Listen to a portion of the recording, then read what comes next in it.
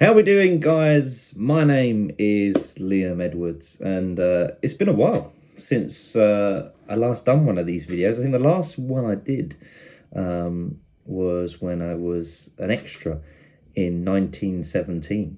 So it's a bit weird after all this time.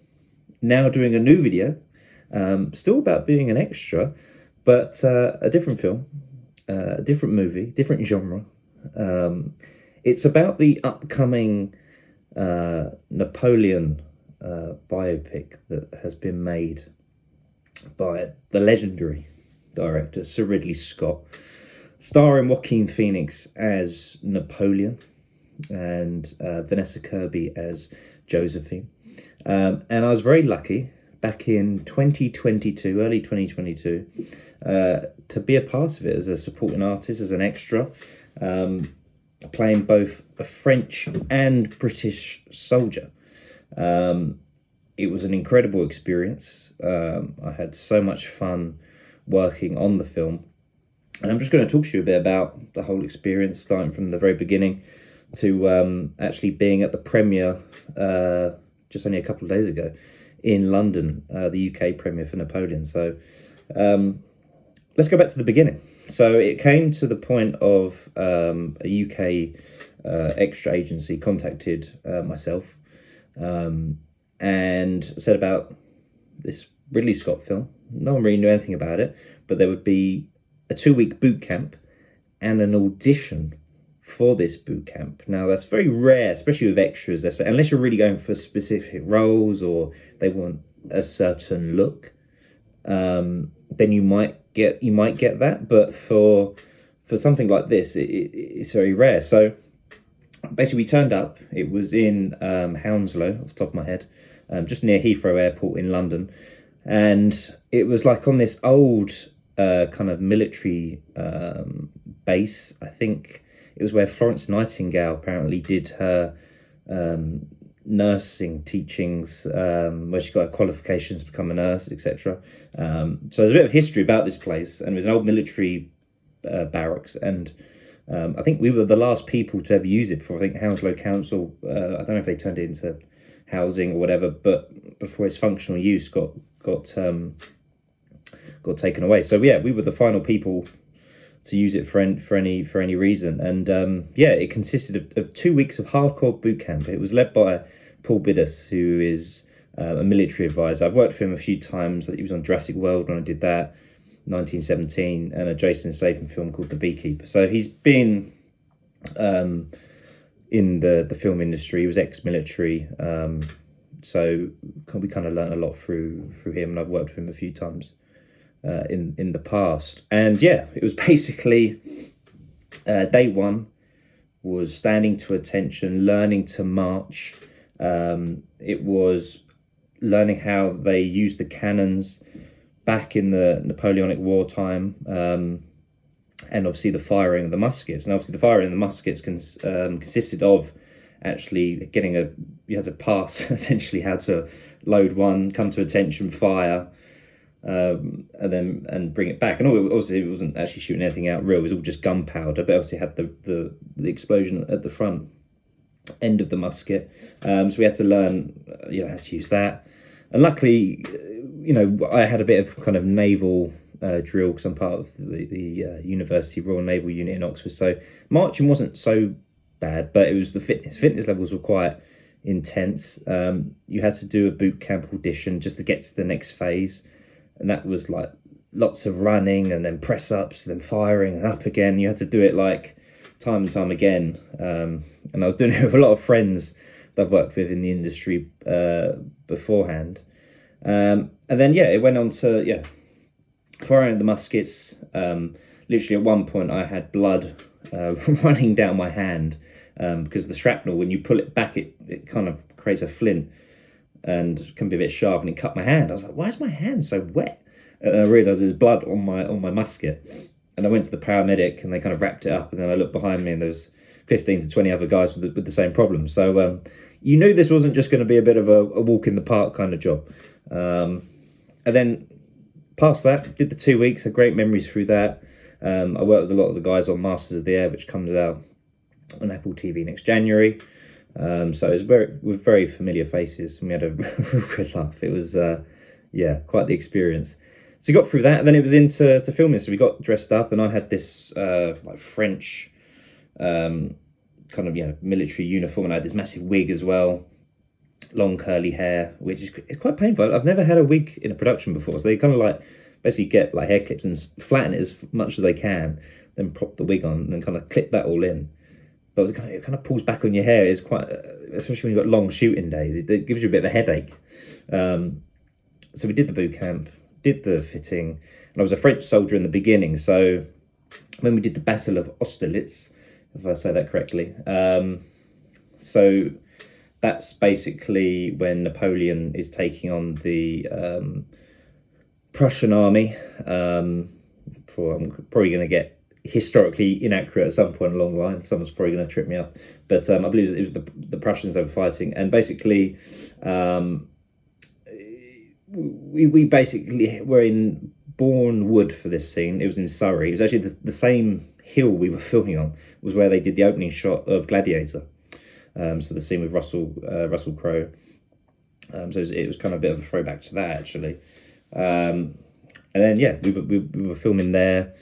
That was it was quite long days. For a lot of it, you were kind of just laying around. But you had to be there at like 4 a.m, or I was staying in hotels with friends in London. Then there'd be a coach that would take you out to Farnham, Surrey. Obviously studying at Oxford Brookes University, that then allowed me to get to Blenheim Palace. That was quite an easy spot for me because I have a house near Oxford, so friends would come stay with me. I don't drive, so that was kind of a handy thing. They could stay with me, then we could drive to and from. So we did the opening scenes at Blenheim Palace, and that was kind of, I think those kind of scenes were kind of where that was more where they wanted to do the VFX, a lot of CGI stuff. So we had to do like there was a lot of scenes where Joaquin Phoenix, Napoleon, was coming in to the entrance of Blenheim Palace, which obviously meant to be depicted as Paris. And then we had to do that. It was quite long days. We had to do a lot of marching, a lot of standing still, and then moving around because obviously they didn't have as many people. Spoiler that they don't have as many people as they had that you see on the actual film. So we had to keep moving around Blenheim Palace, and they had to keep taking different shots, different angles, and they can just VFX us all in. So we did Blenheim Palace, we did Bourne Wood in Surrey, we did the Battle of Waterloo scene. That was in Didcot, if I'm right in saying that. Didcot, Oxfordshire, so once again quite easy for me to get to. But those days were cold, and it was 4 or 5 in the morning again. I was actually British for this one, so I was wearing British uniform. So I didn't have the wig this time, which was quite lucky. They curled my hair, so they made it very curly, and I had long sideburns down the side as well for those scenes. But a lot more comfortable uniform. We didn't have like those annoying putties, which can be very annoying to put on, especially when you're very tired, like 4 or 5 o'clock in the morning. And then so we did the Battle of Waterloo scenes, and that was where probably our training from boot camp kind of came into effect with forming of the square. So you'll see in the film, and obviously in the Battle of Waterloo, this happened where the British would always form a line of square. So it made it very tricky for the French to obviously attack. And if they were to attack, we'd literally just be going straight into the British. Obviously, that's where they hoped they could take their advantage and be a bit more kind of a tactician elements from the Duke of Wellington, who is played by Rupert Everett. We did those days, but they were long, they were cold days, and they were brutal. I mean, there was injuries on set. I mean, I remember the first day my friend Sam, he was in one of the active cannons next to me, and he actually had, obviously there was nothing coming out the end of the cannons, that's all CGI, but they did have ones that were firing stuff out to make it look like it. So they had like fake debris explosions, like the French were fighting back. But Sam at one point put his head kind of over the explosion, which is very easy to do because you might say at the time, oh, what a bit of a fool, what an idiot. But when you haven't had much sleep and you've got a million things going on, shots going off, and it exploded in his face, and I looked to my right and I could just see him fall back, and at first his wrist was quite wonky. I thought he like caught his wrist on the cannon pulling back, But the paramedics were straight on to help and assist him, and he was all right. He was obviously taken off, and he had a lot of soot around his eyes and his ears, so his eyes were red shot.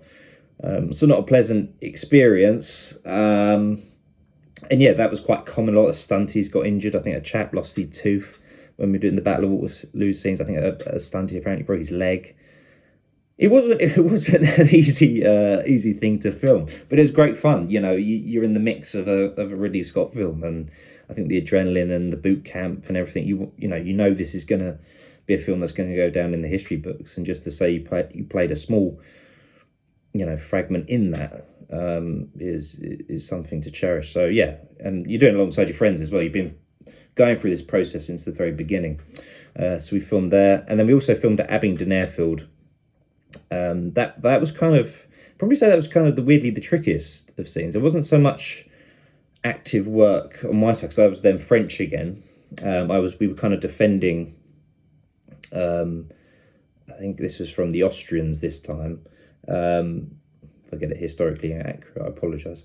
But they're kind of charging and they're on the ice. This actually kind of links with the Bourne Wood scene in Surrey with the actual scene we did in Abingdon. So it's quite cool actually from an extra point of view. You remember the scenes in Surrey and then it's linked it to Abingdon Airfield. The beauty of cinema. So we filmed there, and that was kind of like a lot of burning down of villages. There's a lot of smoke, a lot of fire. There was a lot of extras.